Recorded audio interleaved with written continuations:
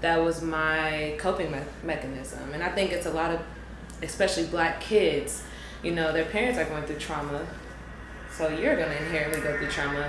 But I was right. Ooh, it's okay. And I love that for you. No, that's really, relief. because that's relief. Okay. That is exhale. Release your will. Exhale.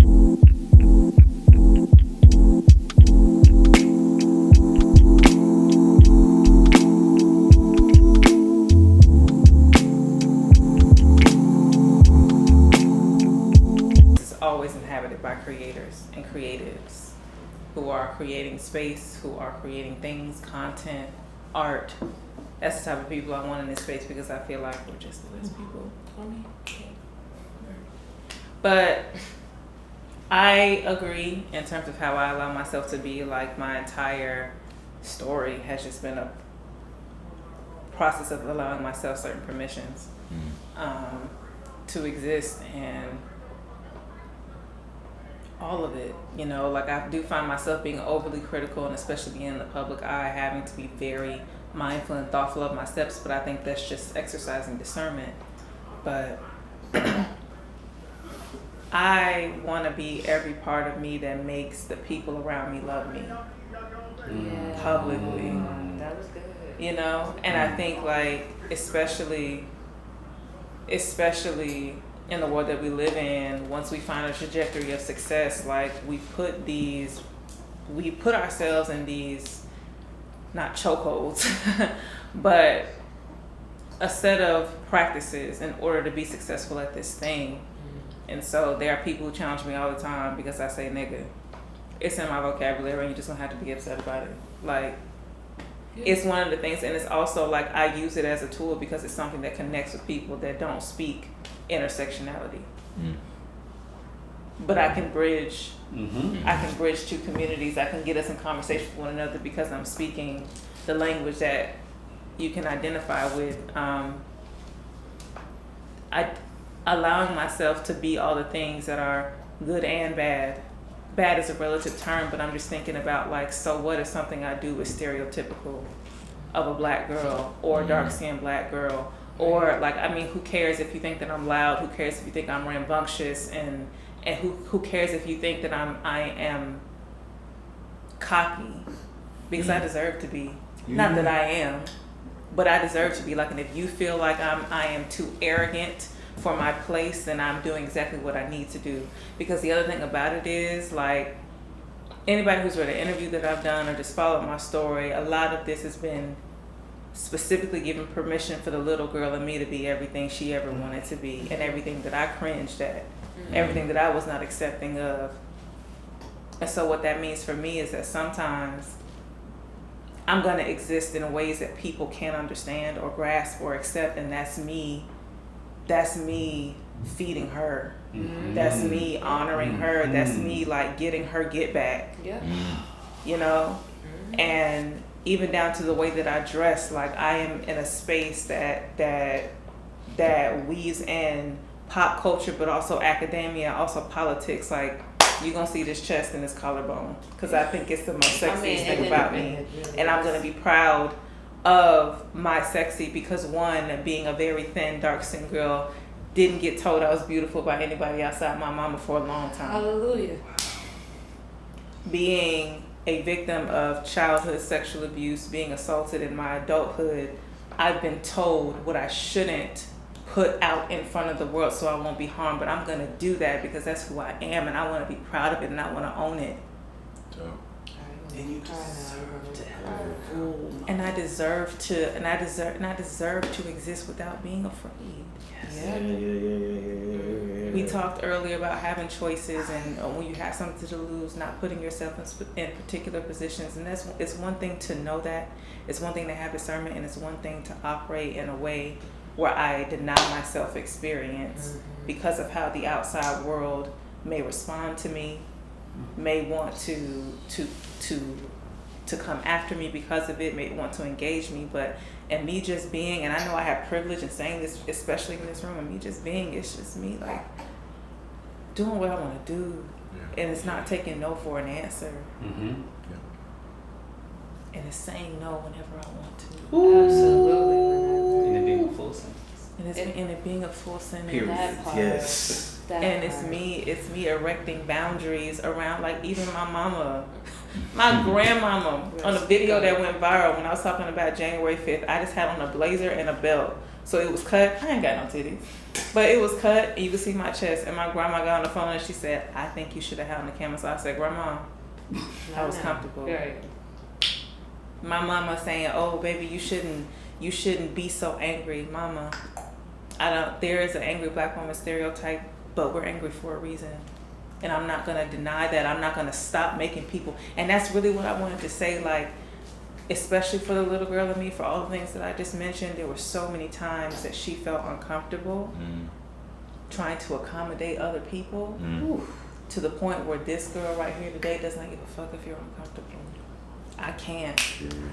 That's not in my healing journey right now. And she's proud. I hate to say it, and I hope I don't sound ridiculous. It's my favorite phrase, but that's what it is for me right now. It's not caring if somebody else is uncomfortable about my choices, because, as you said, I need to be happy, and I deserve to be happy. We all do. Mm-hmm. We're about to cry over here. I had to look away once. And now you have the mic. One thing we're gonna do is cry.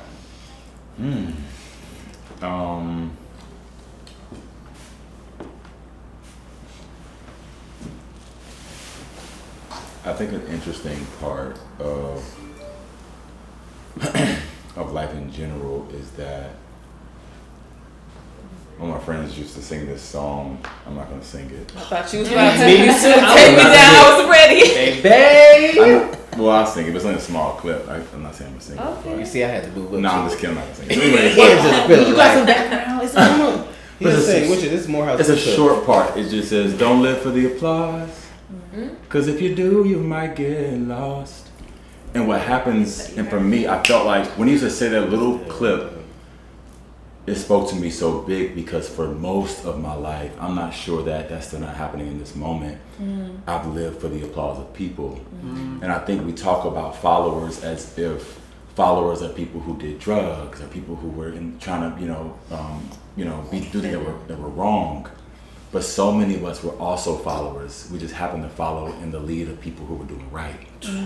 And I think in this season of my life, I'm doing me. Like me. Like me for the first time, you know. It was the third. And like for real, and if you like it, that's amazing. If you don't, that's amazing too, because either way I didn't care. You know? Like, you know what I'm saying? Like, because I think for so long it's like, let me pledge the right fraternity, let me go to the right school, let me wear the right outfit, let me say the right thing, let me get the right haircut, let me just do all the right things. And I think because I was affirmed so much in those right things, I didn't leave room for any of the me things. And so now as an adult, We could have made 5 t-shirts tomorrow. and Just off here. And like as an adult, I don't know my me things. And it's been very difficult to get into my me things because I was affirmed by the y'all things. Yeah, you You know? And so it's like now this story is like my me things. And I need them because I'm no longer full off of the you things. And I really want to get full. Good God today. I really want to get full off of my me things. Yes, You know, because I feel like, and I've been so blessed in this conversation, but it's like I'm a black guy, I'm a gay man, I'm a masculine leaning man. There's so many intersectionalities in the two. And so on the one hand, it's like everybody's like, yes, be this kind of gay, be this kind of guy, be this kind of this. And it's like, I guess that probably would work, or that would work, or that would work, or that. But I never stopped to think, what works for me? And at this point, like I'm literally not full off of what doesn't work for me. And so I've been telling myself, Obio, be patient. And my prayer last year, the entire year, was God, show me how much I can carry. Because my whole life has been your capacity. If you say it's hard, okay, it's hard then. If you say it's heavy, okay, it's heavy then. But it might not be hard or heavy than me. Yeah, And I want to know what's hard and heavy than me. I'm sick of gauging hard and heavy for you. And it's difficult as a gay person. My experience could be totally different. I want to know what my experience looks like. And I think in this season of my life, I encourage anybody, man, like get into what works for you. Yes. And like honestly, like silence the affirmation, the applause, silence all of that and decide for yourself, listen, what works for me? If you like it too, that's lit. But I need to know legitimately what works for Obio. And this season, for real, I gotta get to that point, man. I was listening to a podcast today. He said, I want to heal for real this time. And it spoke so much because I think so many of us want to look healed. We want to talk like we're healed. We want to walk like we're healed. We want to wear the healed outfit. But are we really being healed? And I want to be healed this time. Like, I want to, like, forget making the young me proud. I want to make me proud today. Now, present. You know, and I feel like I spent so much time even trying to affirm young Obio, make old Obio proud, make future. But what about the Obio that's currently existing and breathing today? He's struggling, bro. And also, like, I think we get so lost in who we can help, and I think that's beautiful. But even for me, I literally came out the closet, and 3 months later, I started a channel devoted to this topic. I didn't have any time to figure out what does my journey look like, because I was so wired to say, I think as a marginalized person, especially as a black person, who can I help? Our first mindset as black people, I think, is who can we help? Now that I've come on the other side of it, who can I go back and get? Who can I pull up? Who can I Harriet Tubman this thing for? But sometimes I understand why she shot some of y'all. Because sometimes I get it, sweetheart. Because sometimes you gotta say, I'm not even good. Trying to pull everybody else to make sure you good. I can't even make sure you good no more because I don't make sure everybody else is good so much that I ain't even good no more. Woo! And at this point, I'm in this point in my life now where it's like, Obio, are you even still good?